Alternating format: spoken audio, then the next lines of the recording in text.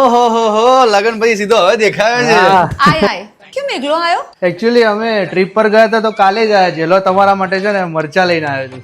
અને અપૂર્વાનું શું છે કે બધું ટેનિંગ થઈ ગયું હતું ને તો એને મેની પેડી માટે મૂકી આવ્યો છું. એકચ્યુઅલી શું એને ધક્કો ખાવ ના પડે એટલે મેં વિચાર્યું કે લાવ હું જ આપી આવું. મને 4000 રૂપિયા આપને.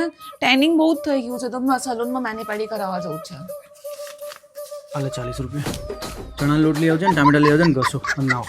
તું બહુ દિવસે આવ્યો છે, બોલ શું ખાઈશ તું? અરે ના ના ભાભી મારે કઈ ખાવું નથી. આ તો ખાલી હું આપવા જ આવ્યો હતો. હજુ તો મારે અપૂર્વાને લઈને પપ્પા સાથે ડિનર કરવા જવાનું છે. અરે તારા પપ્પા અહીંયા મુંબઈ થી? અરે બ્રો પપ્પા ફાધર ઇન લો એના પપ્પા મારા પપ્પા સિમ્પલ બ્રો કમ ઓન યાર.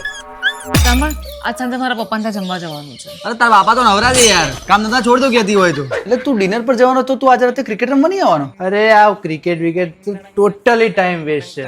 હું 8 વાગ્યા પછી તો ફોન બી નહીં ઉપાડતો. અસલી ટાઈમ તો એની સાથે બેસવાનો જ છે.